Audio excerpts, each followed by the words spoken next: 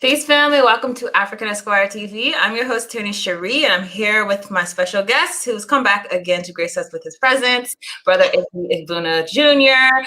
And we're going to discuss a very important topic, one that I was excited when Brother Obi brought up, because I personally, like when I try to find information on the freedom struggle in Zimbabwe, I have a lot of problems finding it from sources that are not sponsored by the West and therefore give a very dim picture of that country. And so Brother Obi Egbuna, he has a lot of experience with that country. And so he is going to tell us what he knows about Zimbabwe and what the West is not going to report. So Brother Obi, just for those who have not seen you or have not seen our previous interviews, do you want to quickly introduce yourself? Sure. Pleasure to be back. My name is Obi Egbuna Jr. I'm an organizer. I'm a journalist. I'm a children's playwright, and I'm an African history teacher. Today, I'll be in my capacity as the U.S. correspondent to the Herald, Zimbabwe's national newspaper, and the external relations officer of the Zimbabwe-Cuba Friendship Association, because I'm sure that'll come up. So today, as many of you know, Sunday, Zimbabwe celebrated their 42nd year of independence as a nation. So we wanted to come on and have a healthy and honest exchange about Zimbabwe and the challenges that lie ahead. So before we get into those challenges, if we could discuss your experience. So how did you come to become involved inside of the Zimbabwe freedom struggle? Very simple. Like everything else, we looked at history.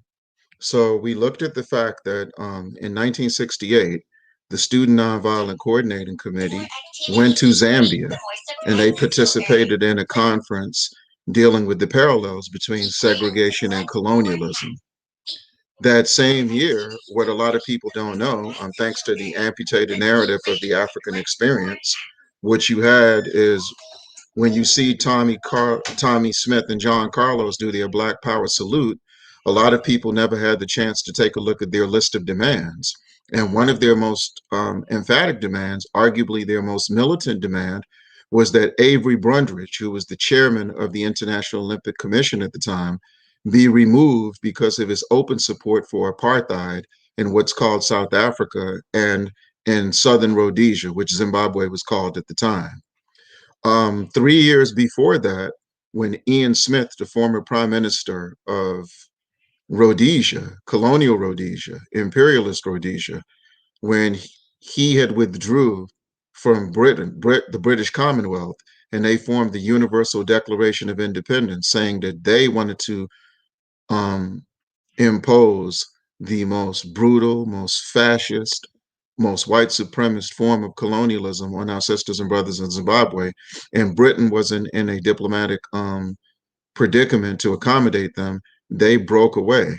And the very first person to send a telegram to President Lyndon Johnson demanding that the United States break diplomatic ties and sever economic ties to Rhodesia was none other than Dr. Martin Luther King Jr.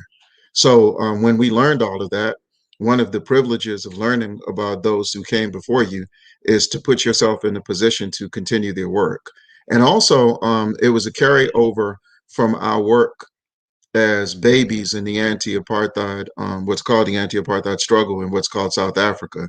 We work very closely with the exiles from the Pan-Africanist Congress of Azania, which was the second liberation movement to be created in what's called South Africa on April 6, 1959, when Mangalizo Sobukwe, then leader of the ANC Youth League, broke away from the ANC because they wouldn't deal with the question of land and self-determination, and they formed the PAC. And we work very closely with the Black Consciousness Movement of Azania / Azapo, and we would work with the ANC folks when they were willing to work with us. So when you take a look at the fact that we came on the scene in 1990 as young organizers, that's who we had the chance to work with. That's one of the advantages of living in Washington. And also, we felt that the independence of Namibia in 1990 was overlooked because of the release of Madiba Nelson Mandela from jail. So when you take a look at, so we had those historical references to go on. We had our own personal experiences to go on. And so around 2002, we took a look at the challenges Zimbabwe were facing, and being in a group now defunct called the Pan-African Liberation Organization, we felt that we were obligated by history to make whatever contribution we could make to the issue of Zimbabwe. So for you particularly, why is Zimbabwe, if you're speaking to the diaspora, those of us who overlook that country maybe because of where it's located in Africa, why is that a struggle that we need to focus on now? Oh, well, it's very simple. When you take a look at everything that they've done and you see the parallels, um, at a time where people are talking about reparations and have a genuine concern that reparations has been reduced to just compensation. And they force us to deal with the fact that this is a land issue that we're talking about. So all of the disciples and students of Brother Malcolm, who tells you that land is the basis of all independence, you find your way focused on Zimbabwe. Whether your focus is affirmative action, whether your focus is saving HBCUs, whether your focus is African independent schools, how do you turn your back to an African nation that has built 14 universities in less than 40 years? For those of you who talk about the you honor Queen Mother Moore, you honor Amy Jacques and Amy Ashwood Garvey by your service. You honor Dorothy Height, you honor Septima Clark, you honor Daisy Bates, you honor Ida B. Wells. How do you ignore a country where 68% of the farming is being done by women? And if you look at the trajectory of women's empowerment on the African continent, and you go back to 2007, 2006, when Amai Joyce Mujuru was made the vice president of the country. And you look at that in connection to how it led to the intensification of women's empowerment on the continent, how Catherine Samba Panza became the interim president of the Central African Republic, how Ellen Johnson Sirleaf became the president of Liberia, how Joyce Banda became the president of Malawi, how Ethiopia has a woman president right now, how Tanzania has a woman president right now. Zimbabwe raising the bar on women's empowerment made that possible. When you come to look at, we talk about defense, and you talk about the fact that in Zimbabwe's history, they prevented the Congo from being reinvaded in 1999. When Susan Rice, then working under Madeleine Albright as the Assistant Secretary for African Affairs, her coming out party was to reinvade Zimbabwe and to reestablish Mobutu's network. And Zimbabwe's military, Namibia's military, and Angola's military led an operation called Operation Sovereign Legitimacy that helped secure the Congo. And then when you go back after their independence to show their gratitude for what Mozambique did for them under the leadership of the mighty Samora Machel and Frelimo, and the fact that they had to send 50,000 Zimbabwean troops who hadn't even undressed, basically, hadn't even taken off their fatigues, hadn't gotten a chance to hug their children, hadn't got a chance to teach their children the alphabet, and they had to go right back to Mozambique and fight to defend Frelimo from being overtaken by Renamo. When you take a look at the role they played diplomatically in bringing about the independence of Namibia, and when you take a look at this land reclamation issue, and it's the reason why the African Union was forced to put agriculture and food security as one of their primary agenda items, Zimbabwe has never gotten the credit they deserve. As a matter of fact, as we always celebrate Winnie Mandela, many people overlook a Ghanaian woman named Sally Mugabe, who met late President Mugabe when they were teaching at St. Mary's College in Takoradi together, and came back to then Southern Rhodesia with him. So she left liberated territory to go into contested territory, following two dictums by Osagyefo Dr. Kwame Nkrumah. The first was that Ghana's independence is meaningless unless it's linked to the independence of the entire continent, but a more stimulating one as it related to her based on her makeup, when he said the best way to measure the degree of a country's revolutionary awareness is by the political maturity of the women. And the fact that this system on a practical level went back into Rhodesia, then Southern Rhodesia, and ended up being one of the primary leaders of the women's resistance. So these are the reasons that we should identify with Zimbabwe. And Zimbabwe is for Africans what Palestine is for Arabs, what Bolivia is for indigenous people, what Venezuela and Cuba are for Latin Americans, a place that we can rally no matter where we are in the world. So that is the reason why we invested so much time in Zimbabwe. have invested and will continue to invest. It's funny. I remember the first time I ever heard of Robert Mugabe. It was when I was in law school, and it was actually a South African professor. And he had told us that, you know, the world looked at this man as he's just this horrible person, but he had some Zimbabwean students who had this very different look from being inside of the country than from being outside of the country. So I do want to kind of lay that foundation, because a lot of us, like, we don't talk about Robert Mugabe with or Pan-Africanist leaders. So who was he? And can you, like, kind of paint the picture for us of coming into this decolonization process, how you were able to observe within the many elections that you've observed, his Mm. influence, helping the people to achieve Oh. liberation? Oh, well, the very first thing, we've been involved with 5 elections: the 2002 presidential elections, the 2005 parliamentary elections, the 2008 presidential elections, the 2013 presidential elections, and the 2018 presidential elections. Yes, we've been involved. Um, what we had a chance to watch is people have to look at him. It depends on what capacity they look at him in, because you're talking about someone. I say we take it back to Fort Hare University, where he went to school, because if anybody knows the history of Fort Hare University, you know that it was a training ground for Southern African resistance. He was at Fort Hare University at the same time Walimu Julius Nyerere was there. He was at Fort Hare University at the same time Mangalizo Robert Sobukwe, who we just talked about, was there. He was there at Fort Hare University at the same time Madiba Nelson Mandela was there. He was there at Fort Hare University at a time when Herbert Wiltshire Chitepo, who was the original leader of the Zimbabwe African National Union, who laid the strategic blueprint for the armed struggle in the country, who was the first African, indigenous African, to practice law in Tanzania. He was there at the same time. So when we're having a particular conversation. That was Mukasa Dada just calling me on the phone. I'll talk to him later. So it's just funny that we're talking about Zimbabwe and here he is calling me. Shout out to Mukasa Dada. For your listeners who don't know, that's who was standing next to Kwame Ture June 16th, 1966 in Mississippi, calling for Black Power, reintroducing Black Power to the 1960s generation. So, but we'll talk about how he's been very helpful with our work in relationship to this. It's funny that he called. So when you take a look at Herbert Chitepo was there, George Silindunka was there, Joshua Nkomo, who was called Father Zimbabwe. They were all part of that Fort Hare group of organizers. And interestingly enough, Sister Tyranny and listeners, when you were at Fort Hare in the 1940s, when they were there, you got your share of Gandhi. Gandhi, Gandhi, Gandhi, Gandhi, more Gandhi. No different than if you were in SCLC, no different than if you were in CORE, no different than when you were if you were in the NAACP. You had to study Gandhi. But the interesting thing is, all those Africans in Southern Africa that studied Gandhi in the 1940s, by the time the 1960s came around, they took up arms. They organized protracted armed struggles. So they went from Gandhi to the gun.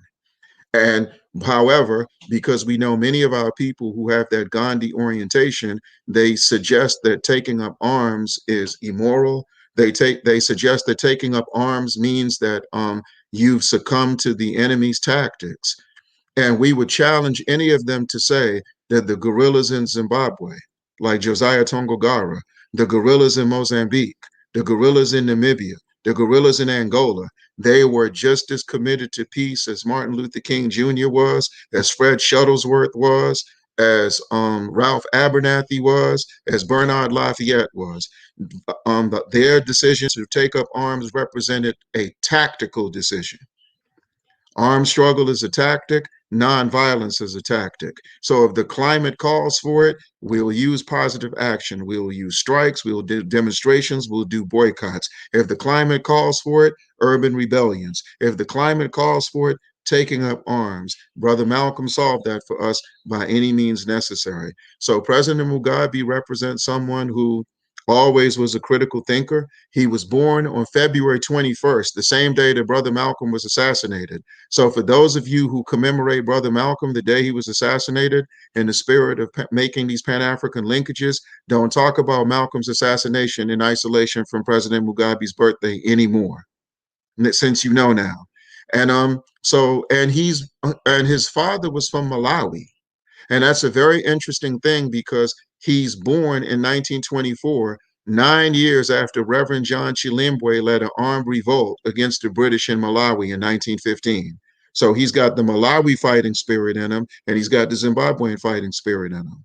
He's a product of Jesuit and Marist education, like those who had the opportunity to receive high quality education.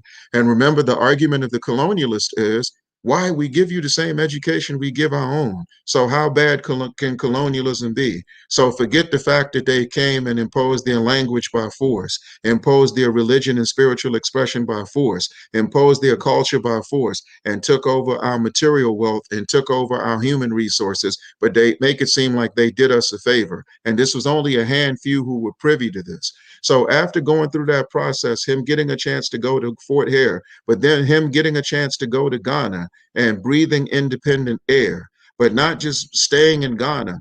It touched him so much, he felt obligated to go back to Zimbabwe and join the liberation struggle. So he was part of the NDP in the beginning, and then he was part of ZAPU, the first revolutionary liberation movement.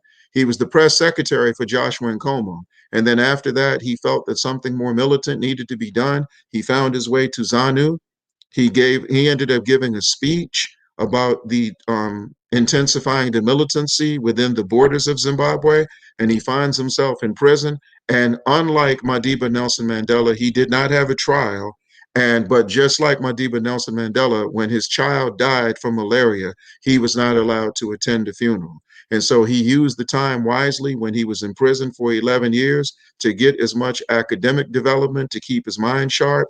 And he just kept on training his mind, stayed abreast of the struggle, recruited young people who were getting incarcerated into the struggle. And then when the original leader of ZANU, Reverend Indabingi Chitole, made a compromise with the Rhodesians that if they let him out of jail, he would tell the guerrillas to put down their guns. When they found out that he betrayed the struggle, President Mugabe, and then another great fighter named Leopold Takawira, who they called the Lion, he had caught, he was diabetic.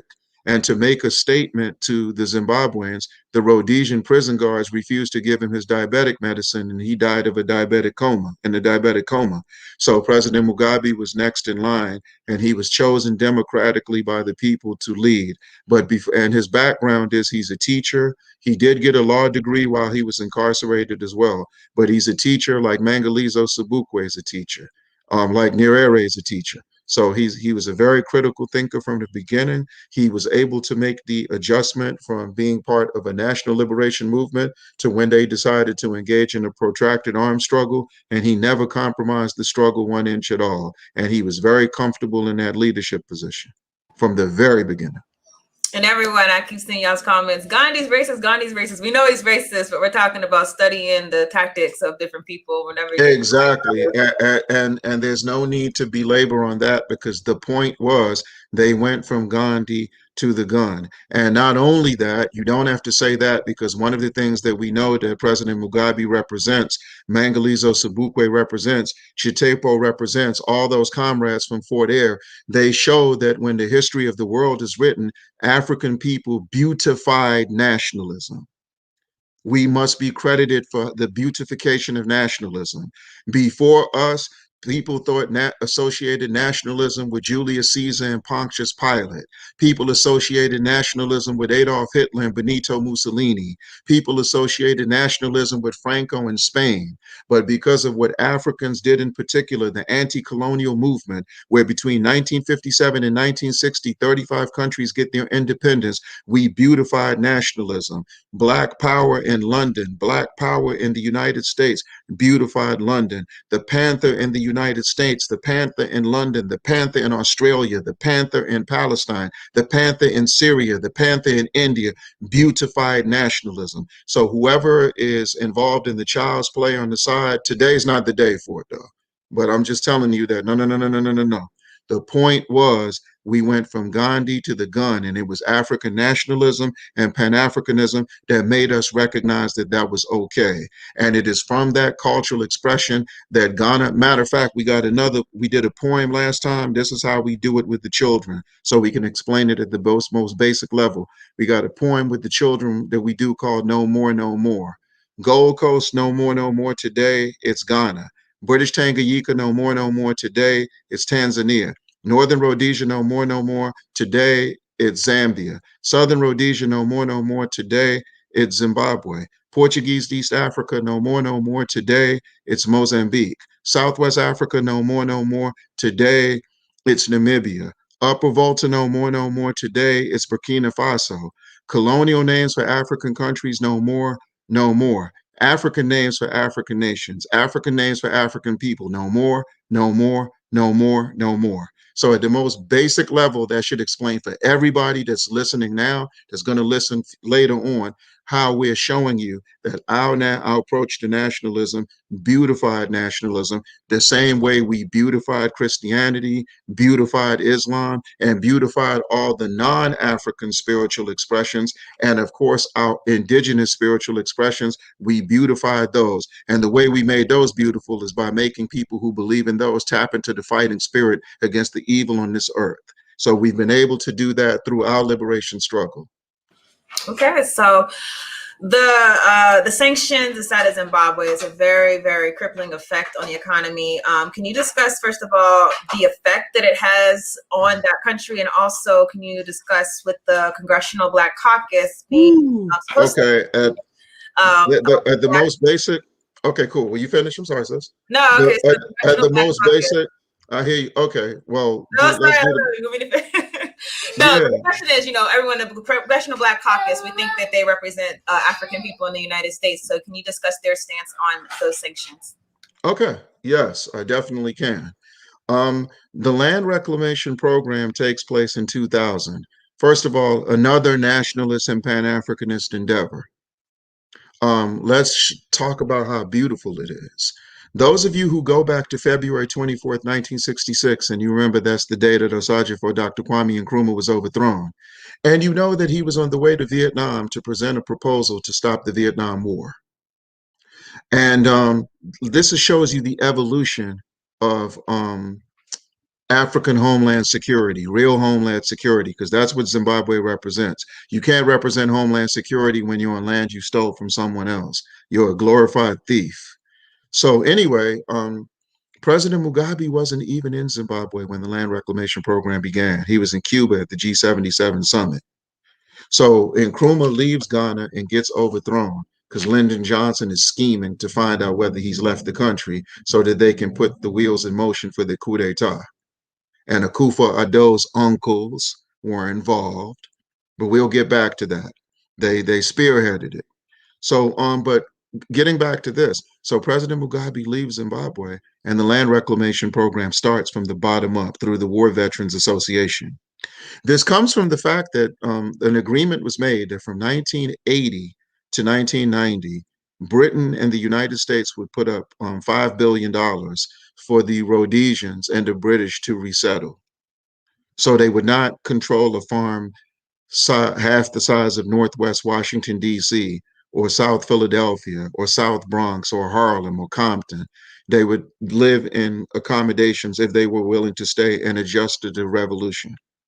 But of course, Reagan comes to power and he says that he's not going to honor the agreement because he wasn't the initial negotiator. Because when he saw Zimbabwe, when he saw ZANU, he saw ZAPU, he thought of little Bobby Hutton, he thought of Huey Newton, he thought of the Panthers in Oakland, who was a Democrat he helped try to help destroy. So any African resistance, nationalist resistance on that level, and you're talking about some fighters who overthrew the second most powerful colonial army ever assembled in Africa. So what happens is from 1980 to 1990, Thatcher does a little bit, John Major does a little bit, but the Bill Clinton wannabe Tony Blair says he's going to openly work for regime change.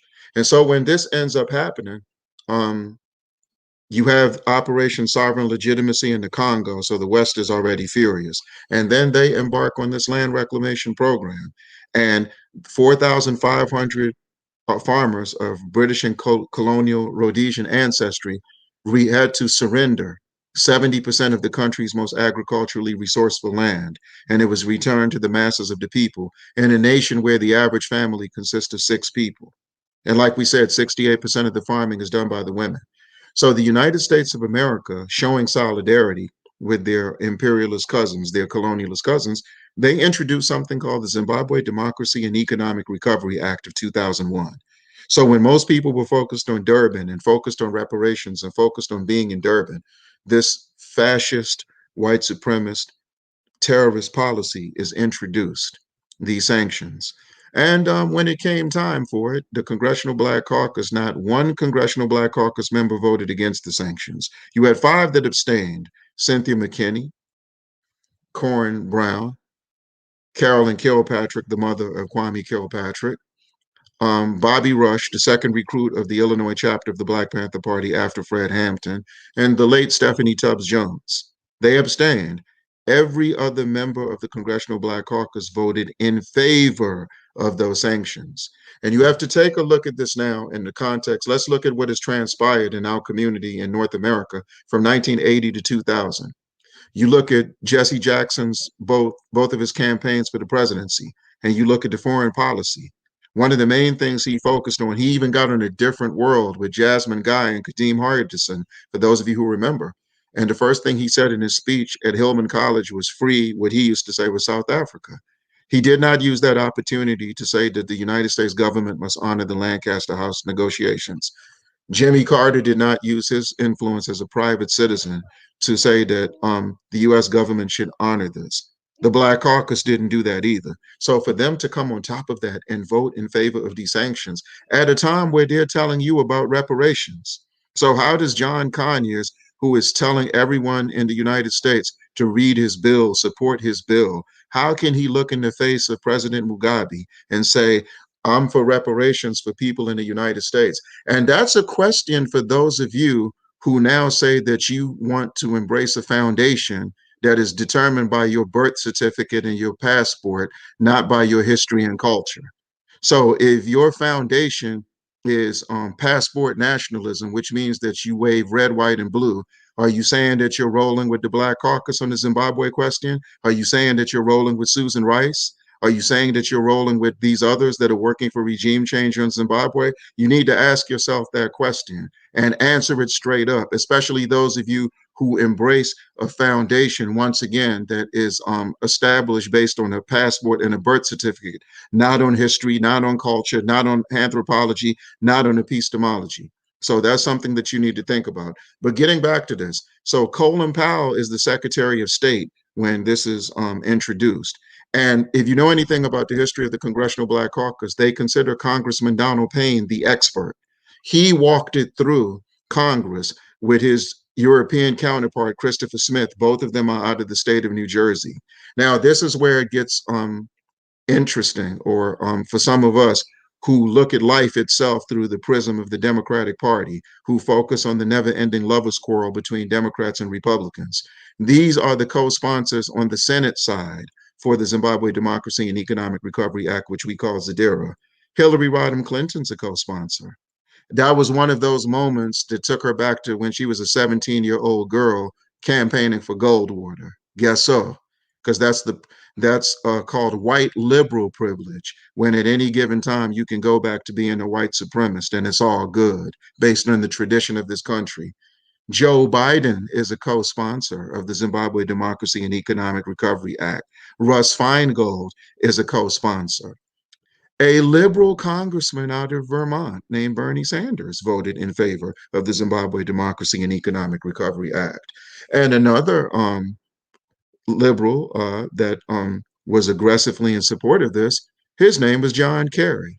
But once again, his politics were being dictated by the bedroom, because his wife's name is not Teresa John Kerry. That's an alias. Her birth name is Maria Simoes Figueroa. She's Portuguese. She was born in Mozambique. Her family was part of the ruling clique that controlled Mozambique before Samora Machel and Frelimo liberated Mozambique from Portuguese colonialism through arms. So that just gives you all a overview and then of U.S. policy on Zimbabwe and the role of Democrats and the role of the Black Caucus in particular. You wanted me to talk about the presidential elections before. So you have the presidential elections in 2002. President Mugabe, even though the Black Caucus, and he wanted to see them face to face because he remembered that some of them were in Rufaro Stadium on April 18th, 1980, to see Zimbabwe's flag go up with Bob Marley jamming and the Rhodesian flag coming down. So he wanted to look his sisters and brothers in the face and say, how could you do this to us? They didn't come. They refused to observe the elections. When have you ever known the Black Caucus to turn down? There's two things they usually don't turn down: photo ops and free trips. So the NAACP went in their place. The NAACP wrote an incredible report about the 2002 presidential elections. As soon as they landed back in the United States, they were summoned to the State Department. We don't know what ensued in that conversation, but they decided not to publish their report. Not only did they not publish their report, Sister Tyranny and listeners, they didn't give the Zimbabwean government a copy of the report that they could use.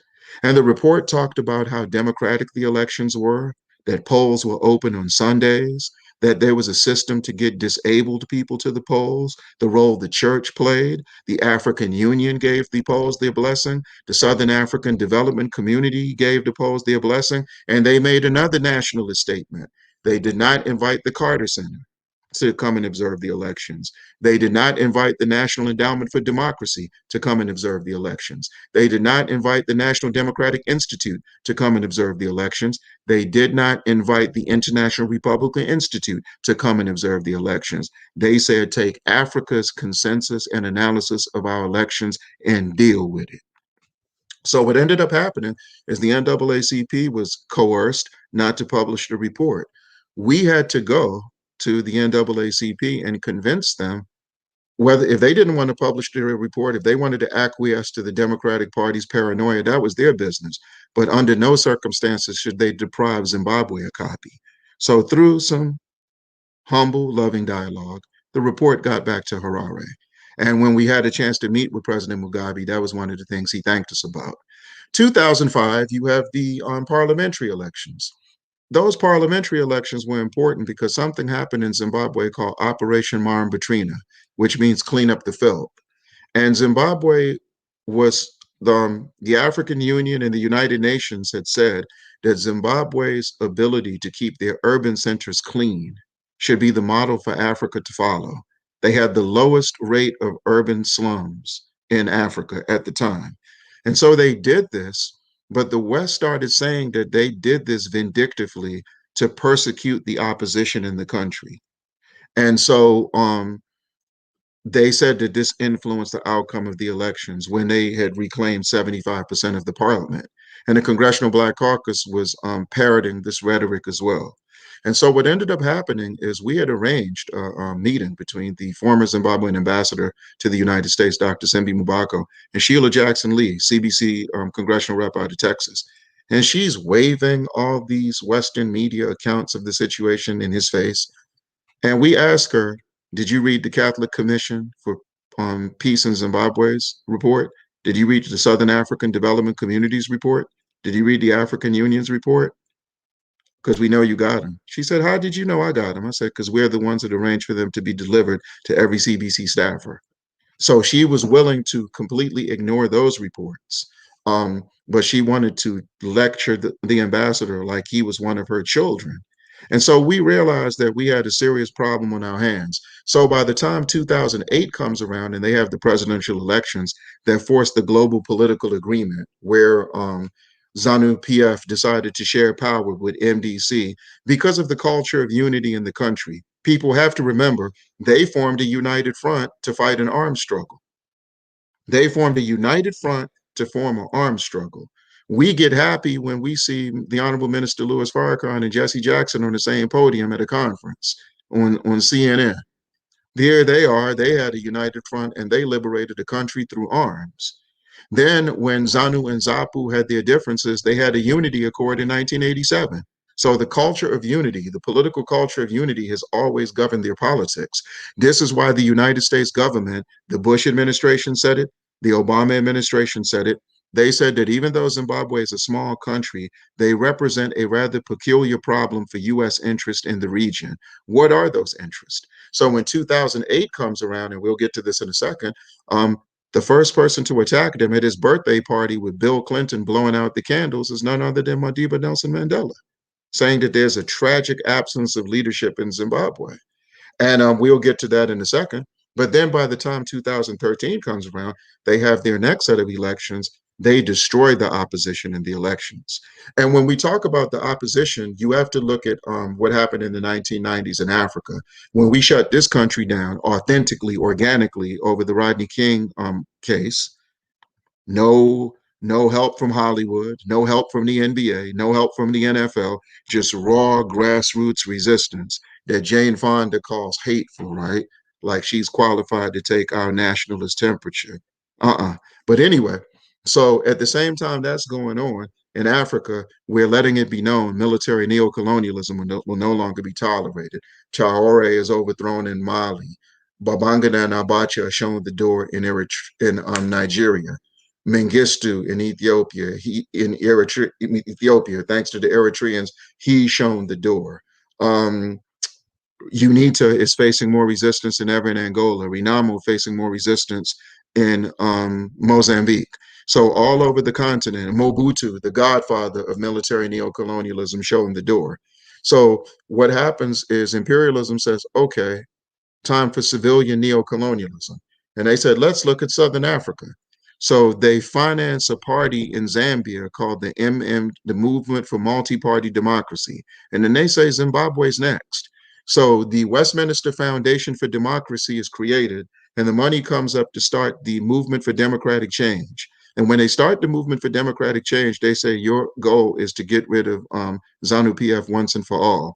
And at the time, Morgan Tsvangirai, the former prime minister of Zimbabwe, the most glorified opposition leader, he's the secretary general of the Zimbabwe Congress of Trade Unionists. And they tell him to resign from that position and run MDC full time. And at that particular moment, this is when they're putting all bets on Tsvangirai, all bets on MDC to win elections, but they underestimated the support that Zimbabwe has in the rural areas because there are only 1.5 million people in Harare. And a lot of times when people look at elections in countries, they look at the capitals, but there are 13 million people in Zimbabwe. So when you go to Gweru, that's ZANU PF. When you go to Monduro and Ngezi, that's ZANU PF. When you go to Kwekwe, when you go to Kodoma, when you go to all of the areas and the rural areas in particular, when you go to the provinces, that was ZANU PF. So that was something that the West was very frustrated with. So all through the process, Zimbabwe showed them through elections that ZANU PF cannot be easily dealt with. And in 2013, President Mugabe warned the United States with 3 words. He said, you keep interfering in our elections, shame, shame, shame. And Barbara Lee, Congresswoman Barbara Lee, gets up and walks out of the United Nations General Assembly. And so that's just the overview of how Zimbabwe has been able to maintain. And when they had the elections a few years ago, when President Mnangagwa ran for the first time, he flipped the script on them. He let the International Republican Institute come. So Catherine Samba Panza came, Ellen Johnson Sirleaf came, Johnny Carson, who was U.S. ambassador to Zimbabwe under Clinton and assistant secretary for African affairs under Obama the first time, he came. And all these people, so they saw President Mnangagwa win the elections easily. So the one thing they know that MDC is not qualified to preside over Zimbabwe, and that's in the eyes of the people. So this is something that the elections were able to show. So the fact that our assignment that we got to be the U.S. correspondent to the Herald, it happened at a very busy time in the country because they tried to bring about regime change through the ballot, but they've primarily tried to do it through the sanctions. And the sanctions, and this is something that people have to think about. If Zimbabwe gets its independence in 1980 and the sanctions are introduced in 2001 and it's 2021, that means for almost 50% of their independence, they have been under imperialist sanctions. Think about that. And think about the role we have played, those who are supposed to represent us in appearance. And they didn't tell us they were voting for those sanctions. And the Obama administration for 8 years renewed those sanctions. And President Obama wrote a letter to President Bush when he was the lowest ranking member of the US Senate on the Foreign Relations Committee. And he said, don't lift the sanctions on Zimbabwe until the dark cloud of Mugabe and ZANU PF have been ousted from power. So this is, and when you look at Obama's cabinet on the Zimbabwe issue, this is what's so very important to know. Okay, so you got Johnny Carson, who was ambassador under Clinton to Zimbabwe and is the highest ranking African to be part of the Strategic Defense Command, which is the part of the CIA that gives the temperature on countries, the best time to carry out an assassination, the best time to invade the country, the best time, the best way to rig an election. He's the highest ranking African to work in that particular capacity. And once again, this is a question that those of you who just feel that our foundation as African people should be determined by our past, our birth certificates, and not our history and culture. When it comes to pressing issues like this, are you going to stand with Johnny Carson? Susan Rice, her PhD is on Zimbabwe, Sister Tyranny. Her PhD is on Zimbabwe. So she's in the Obama administration. And of course, Hillary Clinton is in the first administration. Biden is in the first administration. So you have all these pro-regime change agents within US imperialism that are part, and they're telling him what to say and they're telling him what to do. And before we get out of here today, I'll tell you about my encounter with President Obama on the question of Zimbabwe in the White House. I won't talk about it much, but we're going to share it today, though. Okay, I definitely want to hear that next. But before we do, you mentioned Nelson Mandela's proclamation about Zimbabwe. Obviously, Nelson Mandela has this international presence that if he says something, everyone's going to probably go along with it. So how did that affect your strategy going forward inside of Zimbabwe? It was the best thing that happened to us. Oh, it was like my father describes Kwame Toure's visit to England to talk about Black Power and the Black Panther in 1967, like a manna from heaven. Mandela's a great man, no doubt. Mandela's role in history cannot be denied. But we look at our fighters objectively and scientifically. Mandela never dealt with the question of land. It's not in the ANC's makeup as an organization. They pattern themselves after the NAACP. They come in 1912, the NAACP 1909. So they always look methodologically at the NAACP and the civil rights movement in this country. After they watched Montgomery in 55, they had their own bus boycott. So they always were into reformist politics and reformist activity. Even though they had an armed wing, it was to divert attention away from APLA and PAC's armed wing and the climate at the time. So one of the things the fact that he didn't deal with the question of land, but President Mugabe did deal with the question of land. So he knew even within his own country how every time President Mugabe would come to what's called South Africa, how the people would cheer and the people would dance. And there was a joke in what's called Azania where they would say, let Bob come and take the land back from the white man and then go back to Zimbabwe because we know that he will. So you always had that issue there. And then also the fact that Zimbabwe carried out an armed struggle for their independence. And when you look, Zimbabwe won their independence through armed struggle. Namibia won their independence through armed struggle. Mozambique won their independence through armed struggle. And Angola won their independence through armed struggle. What's called South Africa and the ANC, they won their independence through compromise. And as a matter of fact, the first administration, they shared power with who? De Klerk. And that option was given to President Mugabe at Lancaster. You want to share the first years with Ian Smith? They said, if we get close enough to Ian Smith, we'll do to him what we wanted to do on the battlefield. Now, he was in Parliament. He was in Parliament, but they weren't going to share the presidency with him. No, no, no, no, no. So Zimbabwe threatened the whole, and that is why when we met with President Mugabe, he told us something so wise. He said, comrades, young comrades, he said, they think that in comparison to us, the new leadership in Southern Africa is going to abandon us. they're going to realize the fraternal bond between the people. And you saw some examples of it. So you saw in 2007, when Gordon Brown comes to power, there's the EU Africa summit scheduled for Portugal. And he just comes out of nowhere. If Mugabe comes, I'm not coming. And then President Mwana Sasa from Zambia said, oh, if Mugabe doesn't come, Southern Africa's not coming. How are you going to have a conference of EU Africa engagement and the region with the richest resources is not present? Um, Namibia came here and they lobbied for the lifting of sanctions. They actually went door to door with Congress. Their foreign minister came here about 10 years ago and did that.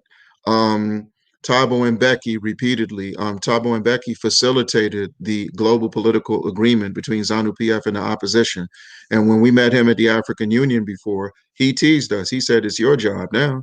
He said Africa has done all they can do on the question of Zimbabwe, and so when you look at it from that vantage point, they when the former president of Botswana, Saritsi Khama, said that if the West decided to invade Zimbabwe militarily, Botswana would use their space. All of the Southern African leaders wrote him and told him to shut up, that that did not represent them.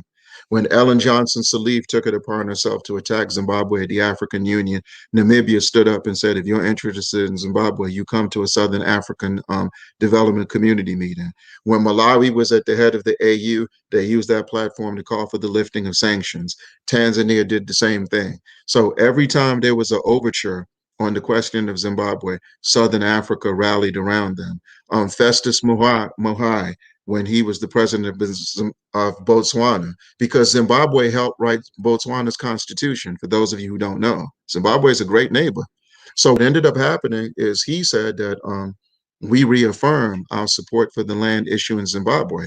And also, Zimbabwe, when you go back to the Earth Summit in 2002 in Johannesburg, 1 year after the United Nations Conference on Racism, Xenophobia, and Other Related Intolerances, when President Mugabe got international recognition for one sentence, Blair, you keep your Britain, let me keep my Zimbabwe.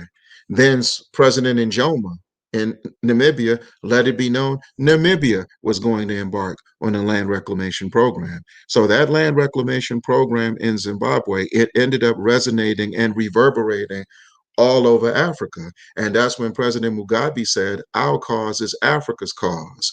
And a peculiar part of the sanctions was the travel restriction dynamic. When President Mugabe would come to the United Nations General Assembly, he couldn't go 25 kilometers outside of Manhattan. And this is because the one advantage that Zimbabwe has over Cuba, has over Venezuela, has over Iran, has over Bolivia, and the other has over North Korea, all the nations that imperialism likes to harass and attack and attempt to intimidate. He spoke the king's English, and nothing he would say would get lost in translation. So they used to hate it at the General Assembly when he would get up. And I'm telling you, when it was his time to take the podium, the room would be full because they knew that he was going to speak to these people. He didn't speak the truth to power. He took it beyond that. He spoke the truth about power. And like we were saying when we were on here last time, we feel that the Congressional Black Caucus, we feel that President Obama and many of these others, it's an envy dynamic. The ceiling of our struggle here has been justice. So to see people who are willing to fight for power, take power, and are willing to die to maintain power, if you're used to capitulation, if you're used to submission, if you're used to being manipulated, you become envious of someone who can talk to the former colonizer the way a free person is supposed to the way a free person is supposed to maneuver. So there was a lot of envy there. But because the man was so wise, because the man was so bright, because the man was so bold, because the man was so fearless, he was very, very, very hard to deal with. And in terms of the Mandela thing, it's like the Malcolm Martin dynamic. And he never attacked the Madiba. But the interesting thing was they did have a clash over tactic. The Madiba was against Zimbabwe, Namibia, and Angola militarily defending the Congo, but he got outvoted. And at the end of the day, it was humble pie for him because how can he tell those who picked up guns to liberate themselves not to pick up guns to defend territorial sovereignty when that's something that he never touched? So it's and when it comes down to Southern African politics, understanding that Southern Africa is preventing the whole of Africa at a governmental level from being neo-colonialist and whatnot.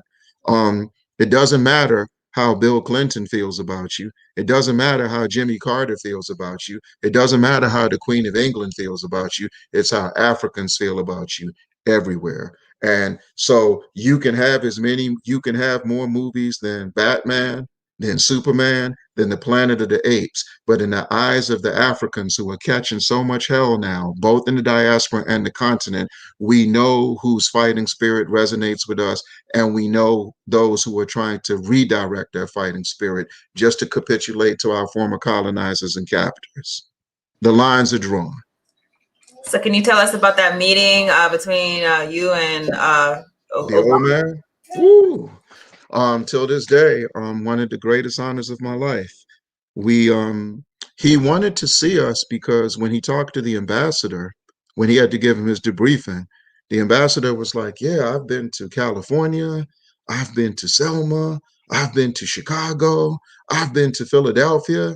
And when former President Mugabe is listening to this, he's thinking about the days of the solidarity in this country when everybody was working with them. And he's like, "Who's moving you around like that?" Because there's an organization in New York that is the most recognized organization in Zimbabwe. They've been going for a long time. And once again, like I said, we pay props, give props. So props to the December 12th movement when they watch this. They consistently do work around Zimbabwe. They consistently keep the Zimbabwe question on our minds and in our hearts. So we have to show our appreciation to them. So he was under the impression that they were doing this, and they were like, Ambassador Mubako said, "No, these are young people." And when he told them, and at the time we were in our early 30s, so he insisted that we come and see him. So as soon as we come and see him, he just sits down and just starts talking. And he begins to talk about how his only criticism of our people in this country is we romanticize coups and assassinations. He said, and you put so much time into focusing on the assassination and the coup, but you pay very little attention to the dynamics of isolation that make a country vulnerable to a coup, vulnerable to an invasion. Start paying attention to that, and you can change U.S. Africa policy. Then he begins to tell us that these new leaders coming in, he said, "I'm going out at some point. Chisano is going out at some point. And Nkapa in Tanzania is gone. Madiba is gone in South Africa. Um, what's his name? He said, Nkapa in Tanzania. Oh, Kaunda in Zambia is gone."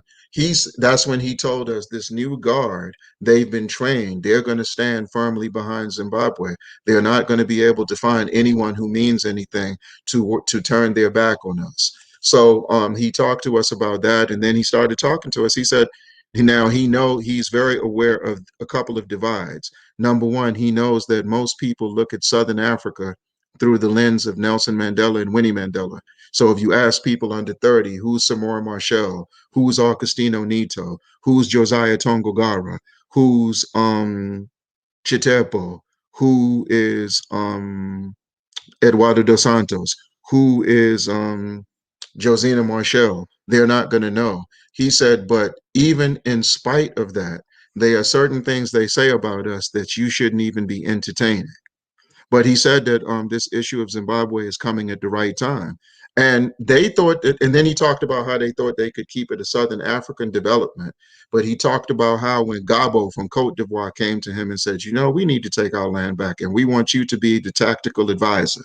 So when they began to see this happening, they realized that this was something very, very serious that they had to pay attention to. And the fact that it was happening at the same time that our people in the United States and throughout the Americas were calling for reparations, the timing was perfect.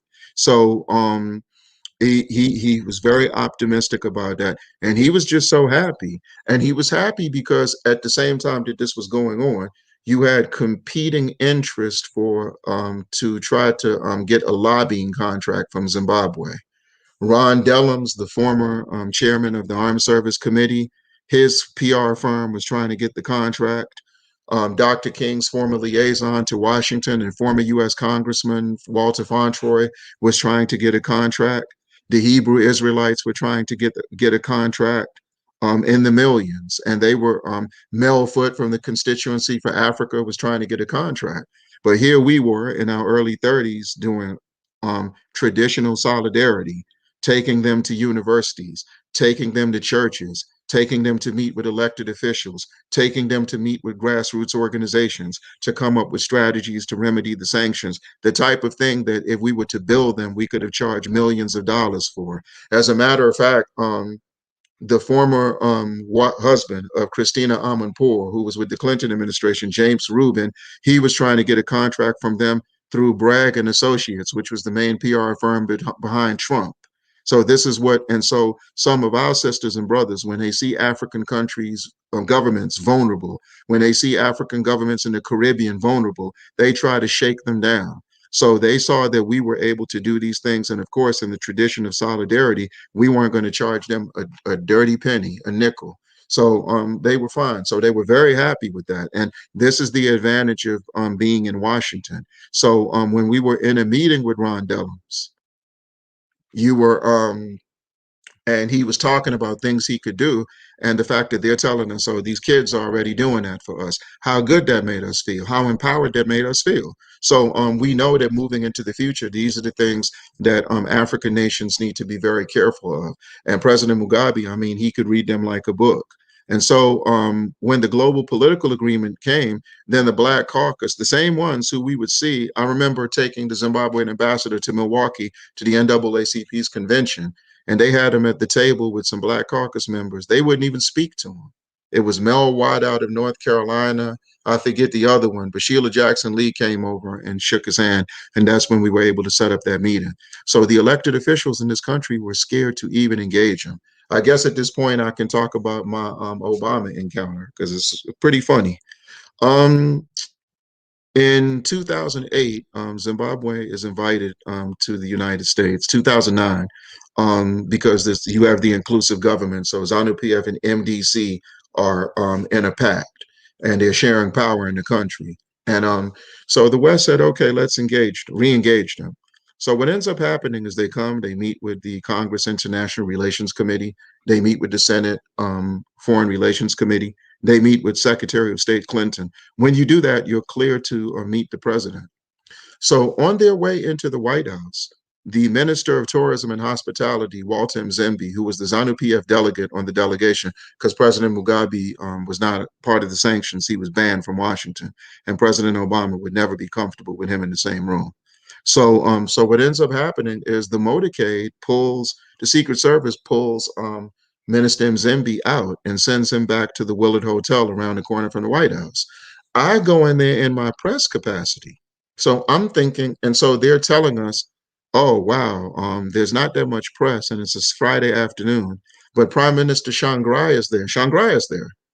And so they said, all of you can ask about 4 questions apiece. It's usually 2, but since your contingent is so small. So it was myself representing the Herald, the Financial Times of London, Southern African television, South African television, SABC, and NPR. So when we go through the final layer of security, the State Department liaison to the White House pulls me aside and said, "Wow, this has never happened before. Maybe you can tell me." I'm like, "What are you talking about?" And she says, um, "It came from the top. You guys can't ask any questions." So when I get in there, I walk in, and I'm the only one that doesn't have a suit and tie on. I'm dressed like I'm dressed now. And so President Obama turns around in the chair. He's talking to Shangri, and he just stares at me. Then he starts smiling, and he just gives me a head nod. I don't move. You understand? I'm just looking at him. And then he starts talking and he says, my position on Zimbabwe is a matter of public record, so there's no need to really talk. So they rush us out of there.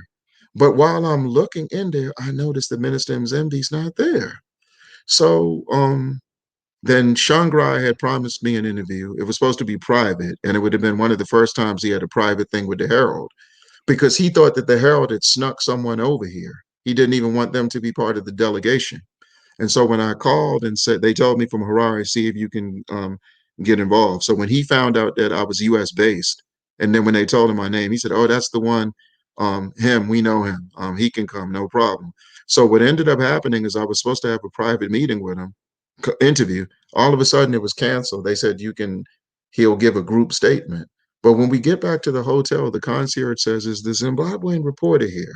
So I said, "Yes." So they give me a letter to go to a room. I go to the room and the Stem Zimby's there. We hug. I'm like, "What are you doing here?" He said, "Man, they wouldn't let me in the White House." So he said, "Do you have your computer?"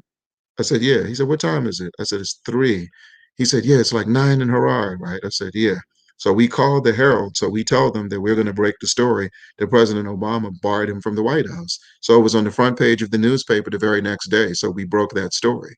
So this is something, and then they realized that they would be in for some stuff.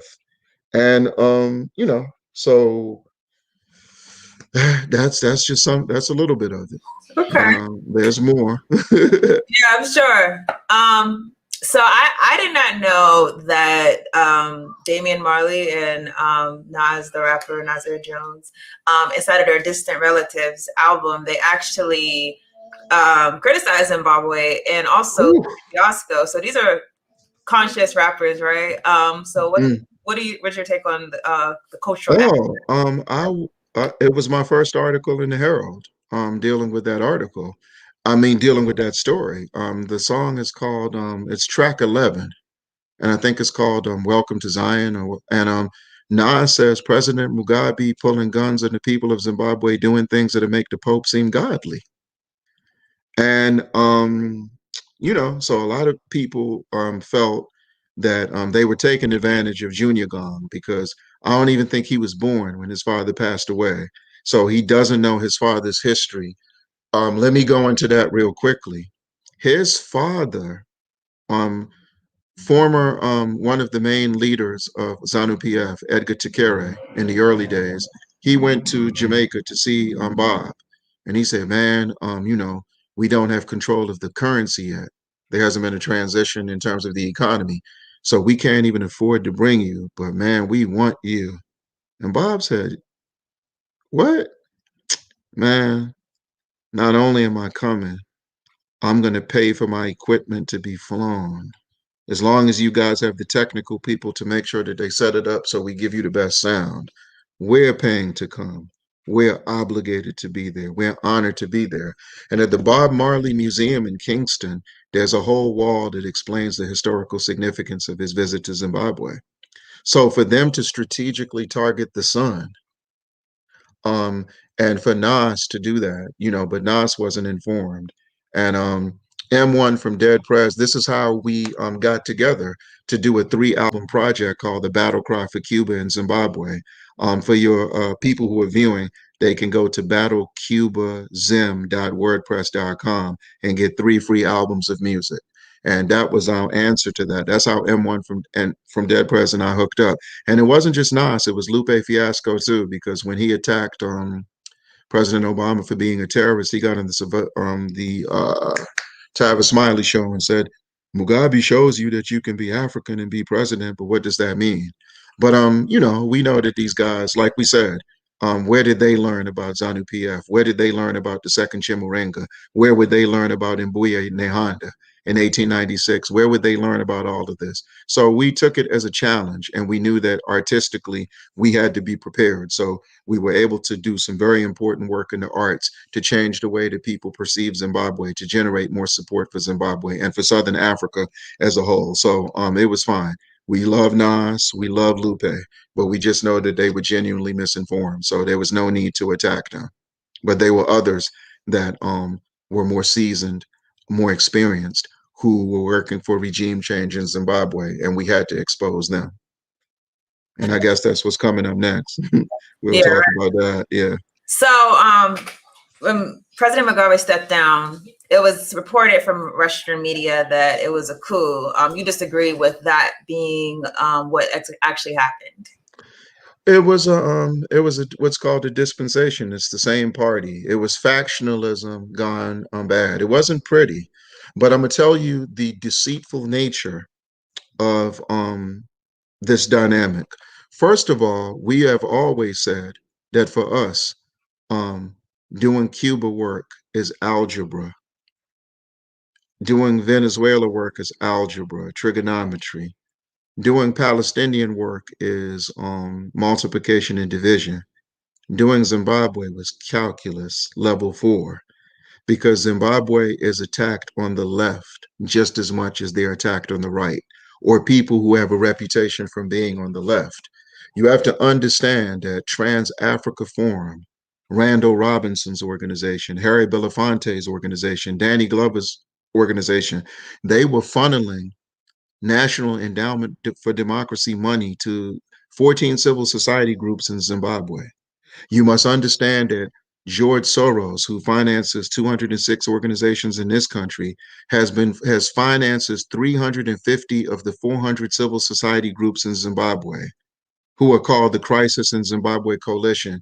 And in the last few years, George Soros has been working for he's now working with MDC openly.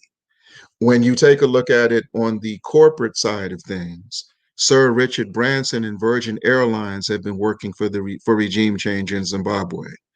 R.J. Reynolds and Philip Morris Tobacco Company have been working for regime change in Zimbabwe. And let me say something about that too, to our sisters and brothers in the South, because they're, things there. So for those of us who consider being a corporate mascot for a Fortune 500 company that's supposed to represent self-determination, let's look at this.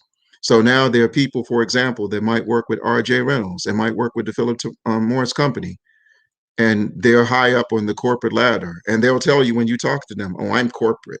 Well, this is what we have to say to them. It's a humble appeal, a loving appeal.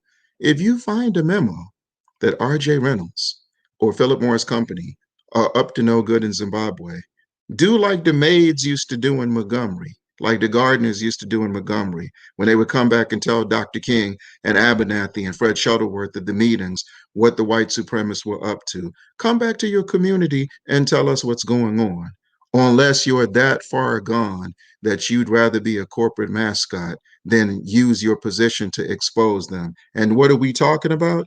In 1979, 1980, when the Lancaster House negotiations were going on, Jesse Helms made arrangements for Bishop Abel Muzorewa, who was the reactionary that was part of the Zimbabwean struggle.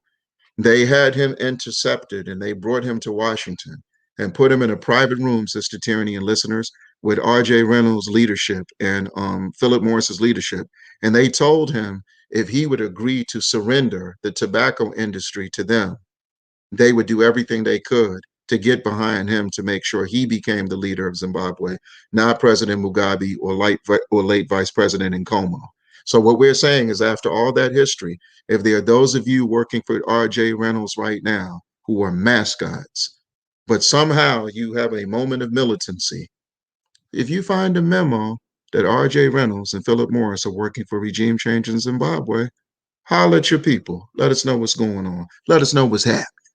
So I just wanted to so yeah, from that vantage point, you've had that for a very long time. But now you have an organization, I won't even say their name today, but they've been going around for the last 2.5 years saying that Zimbabwe is purchasing weapons through the US Africa Military Command. First of all, it's not possible, because if they're under sanctions, how are they going to be able to do that?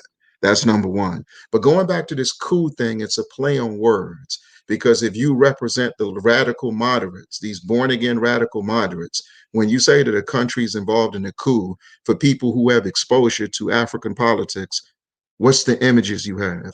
You think of Mobutu and Tishambe blowing out Lumumba's brains. You think of Ahmed Ben Bella being put on house arrest from 1965 to 1980 in Algeria by Boumediene.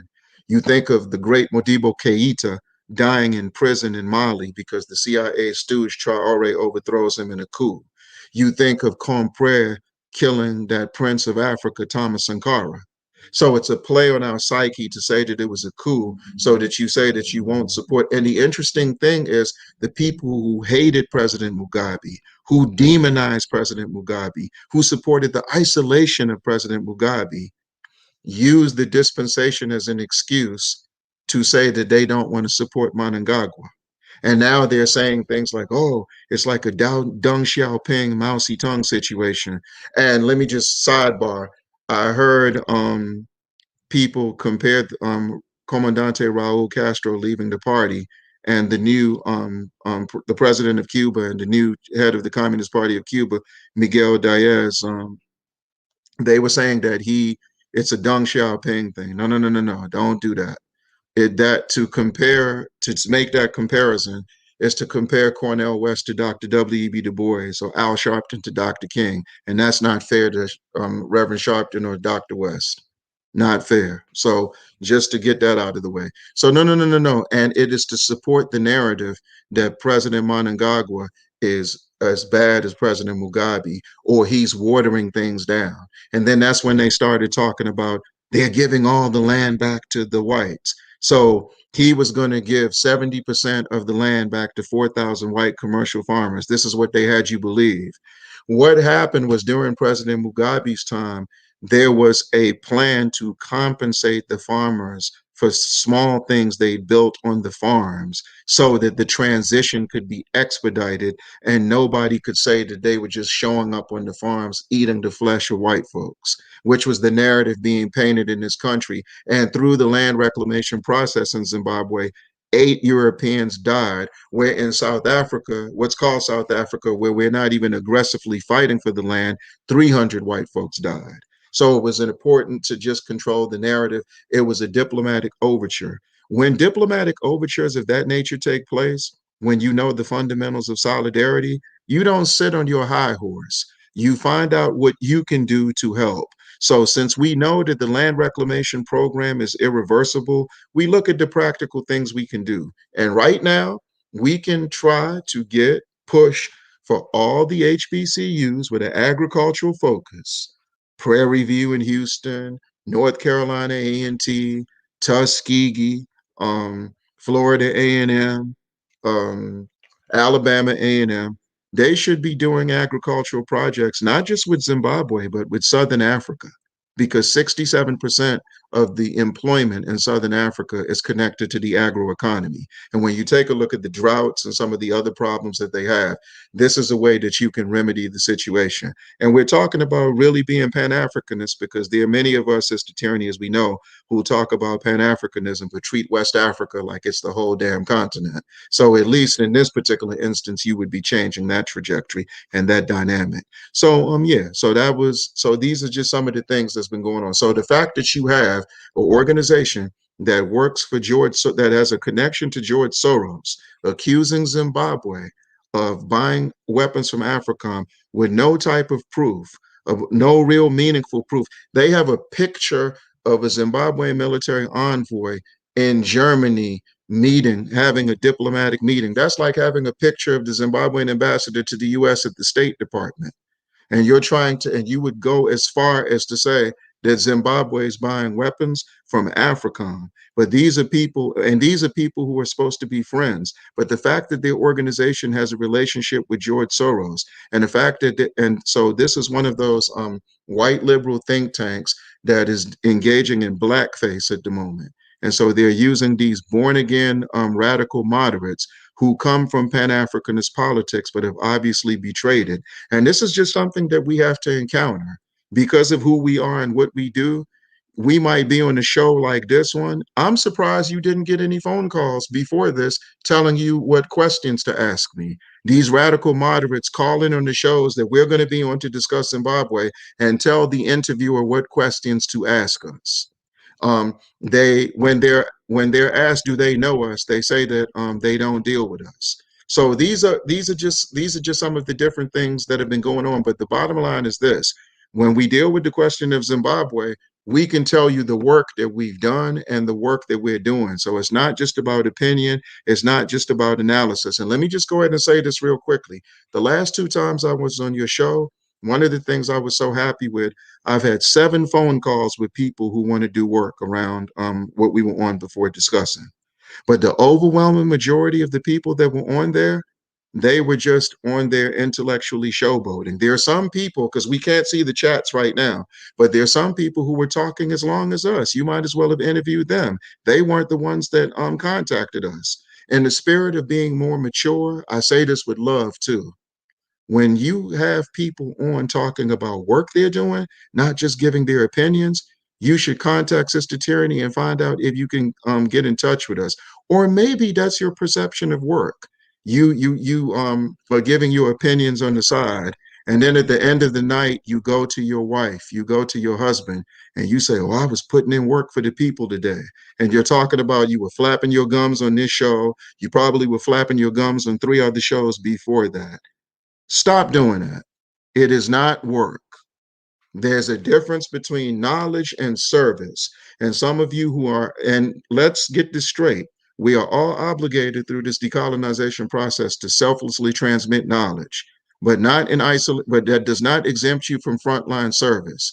So if you've got a lot of knowledge, but no desire to be involved in service, um, it is what it is. So I wanted to just take a brief second to address that because I was kind of offended by it, to be honest.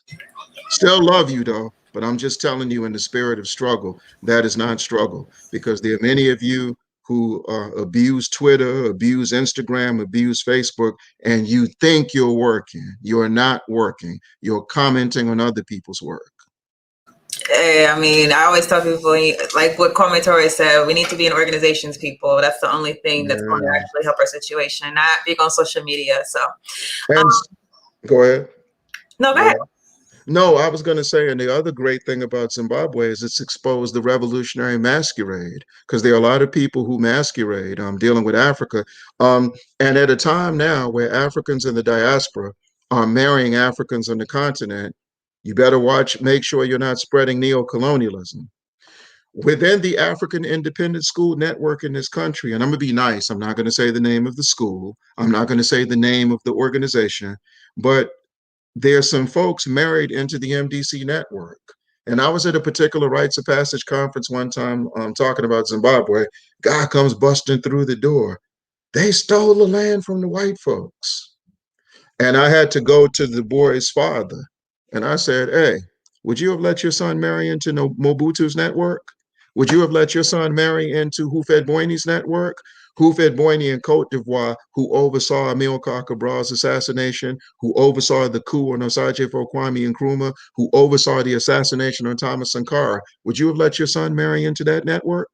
And I'm saying this because when we meet each other and we're trying to reconnect, and because blood is thicker than water, and you're getting to learn language, you're getting to eat your indigenous food, it's a very decolonization is a very empowering experience.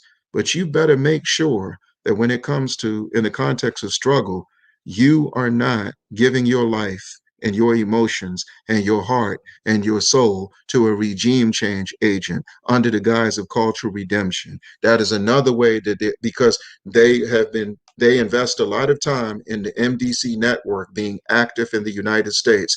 Their strongholds are Atlanta, their strongholds are Dallas, and their strongholds are Michigan. That's where they're very strong. And they want to influence U.S. policy on Zimbabwe to maintain the sanctions on their own sisters, on their own brothers, on their own cousins. And some of you just being sweet on a man, sweet on a woman, you may let these people rock you to sleep. And before you know it, you're married to someone who hates themselves in a way that can be described either in our indigenous languages or in our colonial languages. So the MDC network is trying to penetrate our community on a social level so that they can turn us in their favor to work for the demise of Zimbabwe.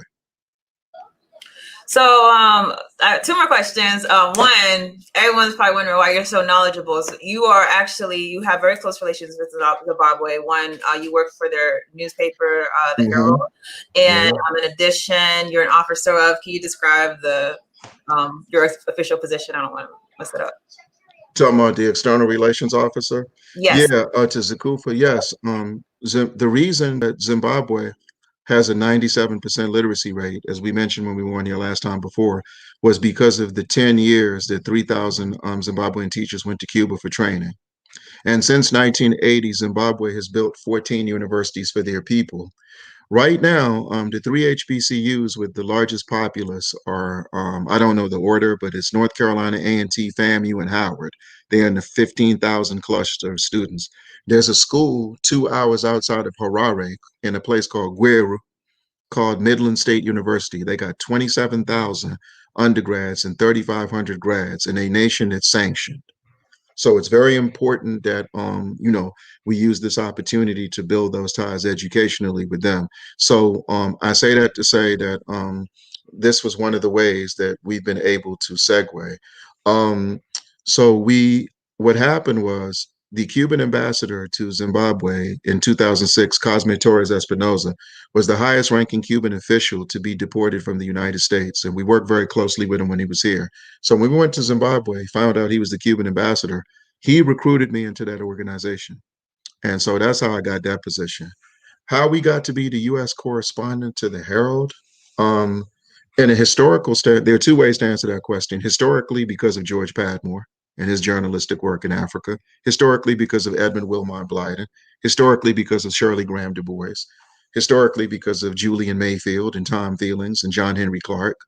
Historically, because of Sharice McIntyre, people who've written in African, and Maya Angelou, who've written in African publications. So they opened the door for us. Thank you, thank you, thank you. But in particular, but specifically, because of the Nation of Islam. Um, what happened was they didn't recommend us. Let me just tell the story. We introduced Akbar Muhammad, the international representative, to the Zimbabwean embassy. And he was able to convince them to host 36 journalists representing the NNPA fraternity and maternity in Zimbabwe for like 2, 3 weeks. They went over there, they saw the sites, they saw the Munumutapa, um, they saw Mosi Otunya, which is the smoke that thunders, which is the African name for Victoria Falls. They stayed in the nicest hotels. But when they got back to the United States, they didn't follow up with the reporting that was necessary to take on the Voice of America, which has a Zimbabwe desk and a station that 24 hours a day discredits Zimbabwe, to take on BBC, to take on CNN, to take on C-SPAN, to take on enemy media. And so when I went back in 2006, they had seen some writing samples of mine, and they said, would I take on the challenge? And it's very significant because if you know Zimbabwe's history, when they won their independence, Boers in South Africa owned the Herald, our newspaper. And the government of Nigeria gave Zimbabwe $20 million to buy their newspaper back as an act of self-determination so that they could have the controls of it legally and everything. So the fact that I'm Nigerian, I have Nigerian blood running through my veins, but I'm the US correspondent to the Herald, it's a beautiful thing. And through that, we've just been able to give people a lot of the history and a lot of the context on it. So whenever people, and then this was the other thing about the dispensation that many of the quote unquote experts ignored. There's never been a revolution in Africa, I don't know about the world, that has lost the human capital that Zimbabwe has lost in the last 20 years. Zimbabwe has lost three vice presidents, the great Simon Muzenda, the great John Nkomo, and the great Joseph Masika. Masika was the longest imprisoned freedom fighter, besides another great freedom fighter named Maurice Ugombo. Simon Muzenda was a trade unionist, and Como was a trade unionist. So they've lost all these people within a 25-year period. Kumbarai Kangai, who was one of the key people to set up ZANU Solidarity in his country, he was the party's external relations director. He died. The first foreign minister in the country, the great Nathan Shamirira, and all these people are national heroes, by the way. They died. He died.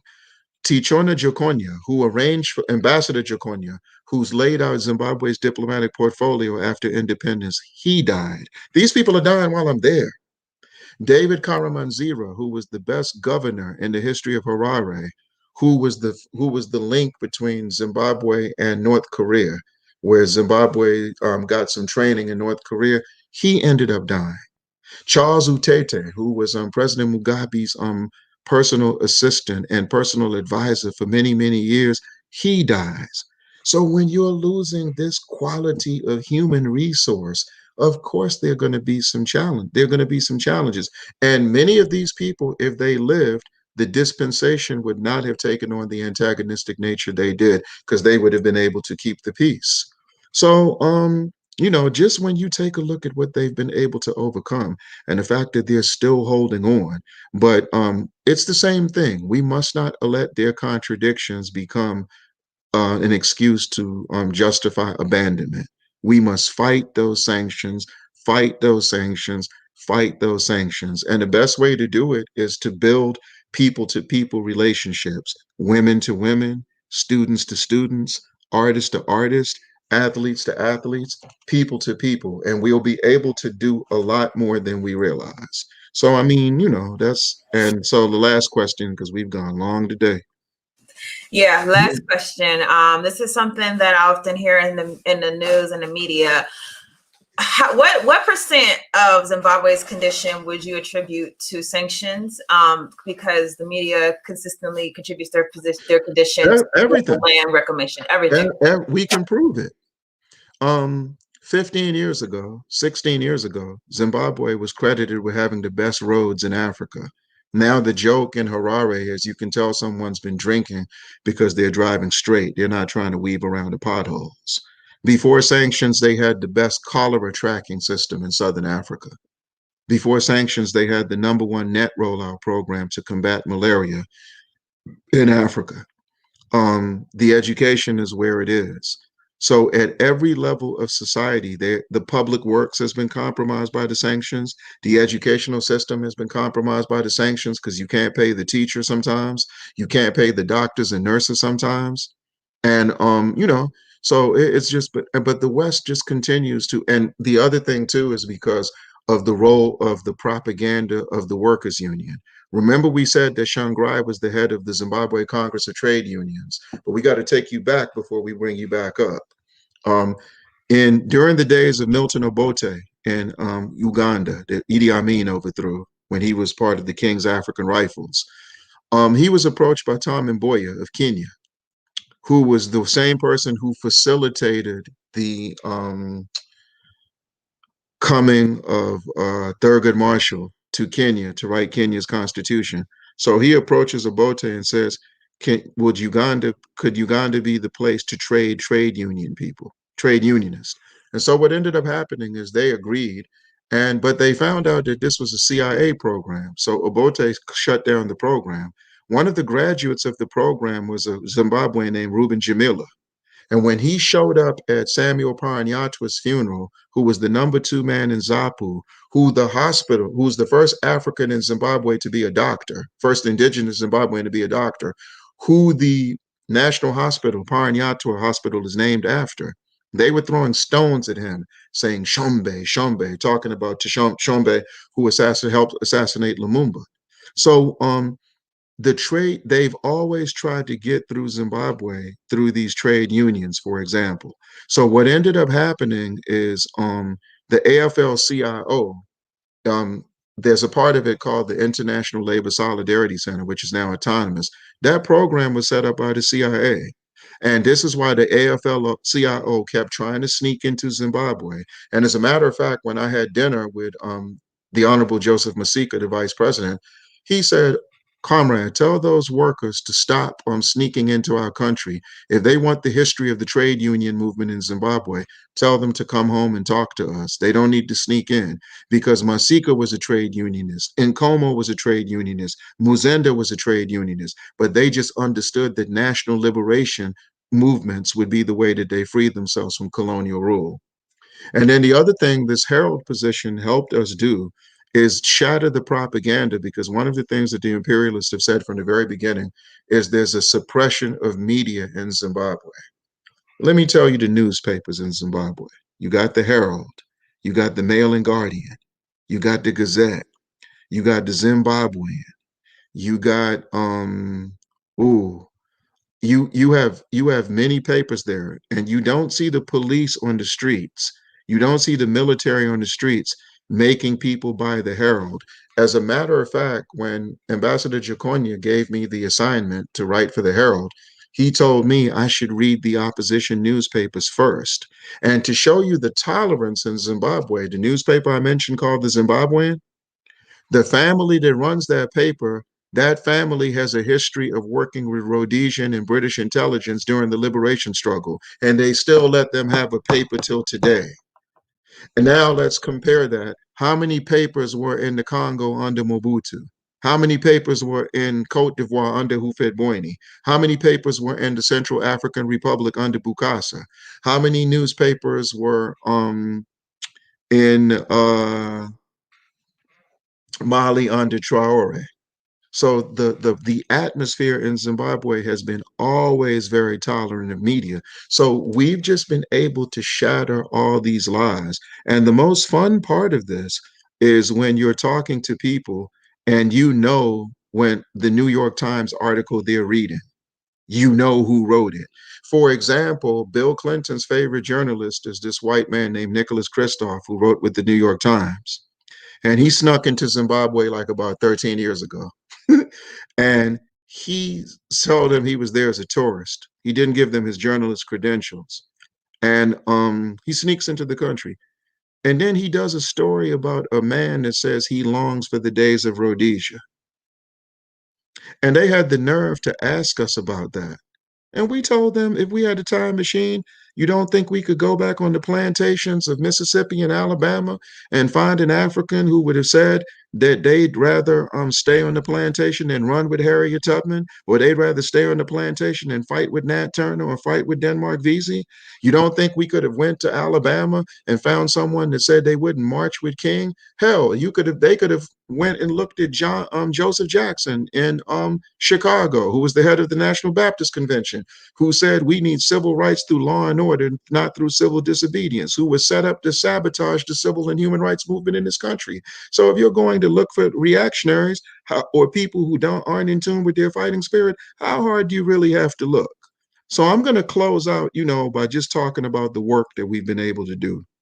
And like I said, those who are engaging in spirited commentary on the side, you can get in touch with us if you want any parts of this work. You're welcome.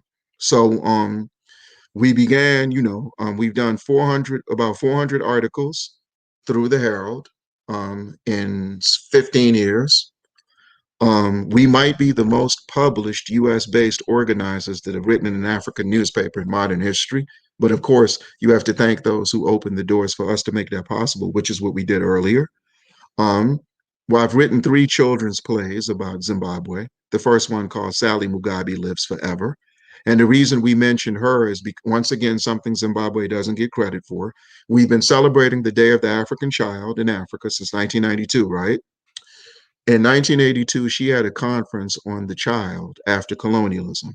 And she talked about children whose moms were prostitutes, children who had leprosy, children who had malaria, children who had cholera, and children who were getting what was newly being identified then as HIV/AIDS. And that conference laid the foundation for the Day of the African Child to be celebrated. And she's never gotten credit, and Zimbabwe's never tried to take credit on her behalf. So we did a play about her. The other 2 plays we did, one is called um, Recognizing Heroes Acre. And Heroes Acre is the place in Zimbabwe where all the heroes of the revolution, past and present, are buried. So for those of you who like that old history, let's look at 1896. The National Association of Colored Women was born. Ida B. Wells helped found it. Harriet Tubman helped found it. Margaret Murray Washington helped found it. Josephine St. Pierre Ruffin brought all the sisters together. Mary Church Terrell helped found it. She was the first president. You know that. 1896, you think of Plessy versus Ferguson. 1896, Booker T. Washington hires George Washington Carver at Tuskegee. Add this to 1896. Mbuya Honda, an African woman, a Zimbabwean, leads the first armed revolt against the British colonialists. They hang her. In Zimbabwe, the noose is a symbol of resistance, not a symbol of terrorism. So when you talk about 1896, add her to the list. So we wrote a play about the Hero's Acre, and then we wrote a play about someone whose history is about to explode on the scene. We catch on late. So the same way in the last 10 years, Thomas Sankara has been reintroduced in a very aggressive way. People are about to learn about Josiah Mangama Tongogara. Tongogara was the architect of the guerrilla struggle in Zimbabwe. And he also fought with Mozambique against the Portuguese. and he also was involved in UNIP in Zambia. So he was a soldier, a warrior, a battler on three fronts. And his life was taken from him in a car accident on the first day of Kwanzaa, December 26, 1979. So he, like Medgar Evers, he never got to see victory. Like Amilcar Cabral, he never got to see victory. So he was not in Rufaro Stadium on April 18th, 1980. So we did three plays about them. We've done children's plays. We've done three albums with M1 from Dead Press, who reached out to us after he saw what Nas and Junior Gong did. You can get those albums by going to battlecubazim.wordpress.com for free. We're not selling. Um, we were able to do a resolution. The first resolution we did was Zimbabwe was denied access to Global Fund to deal with HIV/AIDS, even though they've had the most significant decline in HIV/AIDS cases in Southern Africa, where the pandemic is most raw, most threatening, most dangerous. And the former U.S. Secretary of Health, Tommy Thompson, and his British counterpart, Richard Feacham, used their influence and were mandated by their governments to lobby to deny Zimbabwe's applications, the second round, third round, fourth round, sixth round. So we work with the National Medical Association. We work with churches in this country to bring attention to that and expose that. And the former director of UNICEF, Carol Bellamy, called it persecution of the poor. We then did the most comprehensive appeal to the United States government, calling for the lifting of sanctions on Zimbabwe during Obama's administration. And the last thing that we did of significance was a few years ago when they had Cyclone Idai, and Zimbabwe was devastated by a cyclone. Mozambique was devastated by a cyclone, and Malawi was devastated by a cyclone. And the United States government came out and said, give Malawi all the help they need, give Mozambique all the help they need, but approach Zimbabwe with caution, which was an extension of the State Department's travel alert that tells you that Zimbabwe is so violent that you shouldn't go. So we worked with Willie Wilson at Union Temple, and we raised $5,000 in 45 minutes. Symbolic, yes, but the reason we did that was to show that if we're serious, we can get every church, every business institution in this country, and we can go after the United States Agency for International Development, who helps the United States maintain their grip on Africa through humanitarian aid, using it as political bribery.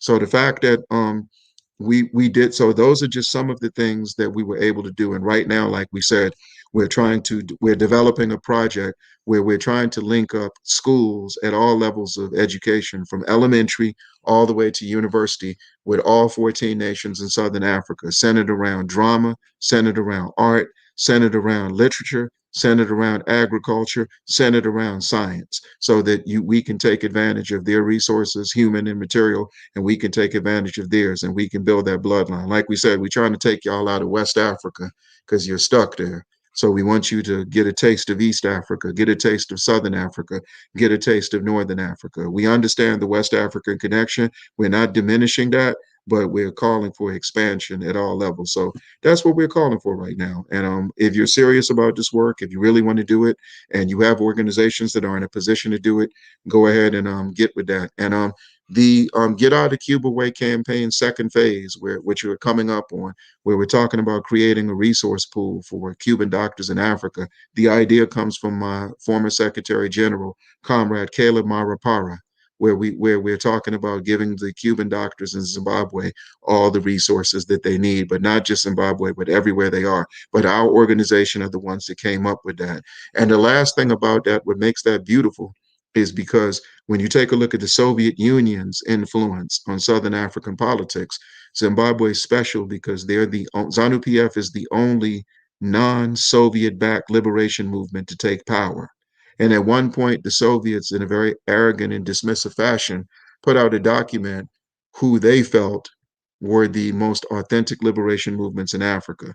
So they MPLA, PAIGC, SWAPO, Frelimo, but they didn't say an ANC. So they didn't. So PAC didn't make the grade. ZANU PF didn't make the grade. SWANU in Namibia didn't make the grade. And this is the Marxist-Leninist interpretation of the African liberation struggle. And that's not, not to insult anyone. So for those of you, especially you born again radical moderates, And those of you who represent the Marxist Leninist wing of the Democratic Party, you know who I'm talking about too. So you like to sway the narrative a certain way, you like to massage a narrative a certain way, but you're not going to be able to do it anymore. That train has left the station. So we're just saying that this is an opportunity for us to fight to get these sanctions on Zimbabwe lifted.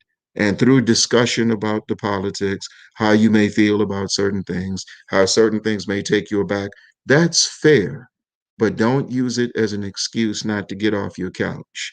Don't use it as an excuse not to get from in front of your computer and do some work for your people that future generations are going to remember. Because if you don't do it, you've compromised them before they've even come through their mama's womb. And that's definitely not acceptable. That's not the African way. Okay, thank you so much, Brother Obi, for giving us Thank all this you. information. I know I'm going to have to go back and watch and Yeah. really digest everything that you've been saying. I covered just about everything too. I was scared I wasn't going to be able to do it, but we were able to because I mean, yeah, we take Zimbabwe serious, and it's so funny as time goes on, right? If you're involved in an issue, you'll have people thinking that that's all you do, but that's fine. Sometimes certain aspects of your work overshadow other aspects of your work. So at one time, people used to say that's all they do is he does is Zimbabwe. Now they're saying that all we do is Cuba. So you gave us a chance to come back and circle and really deal with Zimbabwe using the independence. And we are glad that we were able to talk about our 19 years of work. And we were able to give credit to the people who did the work before us, who inspired us to do the work. And obviously, you keep on working, you keep on doing. Oh, and shout out to the National Conference of Black Lawyers, who were one of the first organizations to come out in support of the land reclamation program and created a document why it was legally justified for Zimbabwe. So maybe the next thing the National Conference of Black Lawyers can do is talk about a lawsuit against the United States government for the damages that the sanctions have done against the people of Zimbabwe. And now, since you're a full grown member, and this sister's a model of what we're talking about. Now, the first time I met her, I didn't know her. And all we did is recommend to her she should join the National Conference of Black Lawyers. Next thing we know, not even in 30 days, she's joined and she's got them running the campaign. She's coordinating the campaign. That's how you go about that. If she was just on here um, sharing history, that would be positive. But she understands that knowledge and service go together. So you knowledgeable folks out there that are scared of service, y'all call some of you say you're woke, some of you say you're conscious. Don't sleepwalk while we're on the battlefield. Because if medically speaking, you're conscious if you take your pulse. And if your eyes are open, you're woke. So there are people who are woke, but they're sleepwalking when it comes to this battlefield. Do better. We need you. Thank you, Sister Tierney. Thank you so much, and we need to get these sanctions lifted. So everyone, let's get to work, and please join the organization, and please contact Brother Obi if you want to join anything that he's doing. I put his email up. Is there any other ways that you would like them to contact you? I remember last Well, time. oh yeah, we're growing up. At Junior Egbuna Twitter, they can get with us on there. But the email gives us a chance to respond right back. So at Junior Egbuna is actually the Twitter account. I still I'm on Instagram. You can find me, but I can't tell you how. But I know that more people are. Every time we get on your show, people start to follow us, so it must be working. And also, we want to use this opportunity in closing. This is the last thing. We want to thank the mayor of Newark, Raz Baraka, because of your show. He was told about it, and we spoke about it. He was told we attacked him, but that's our brother of 3 decades. We talked. We said we put loving pressure on you, like Malcolm used to put on Adam Clayton Powell Jr. and Kwame Ture used to put on Marion Barry. And he's meeting with the Cuban ambassador next week. And Chokwe Lumumba Jr. was under the impression we attacked him. We love you like we loved your father. And all we want is for you to stand with your auntie, Asada Shakur. And the way you do that is um, fight for those Cuban medical personnel to come here. So we just wanted to let you know that your show has led to some high quality engagement, and there's some beautiful people who've contacted us that want to be hands on with the work. The commentators are going to be the commentators, are going to be the commentators. So maybe if ESPN gets a political show, they can get them to work. Who knows? So we'll talk to you later. All right. Thank you so much. And everyone, y'all have a good night.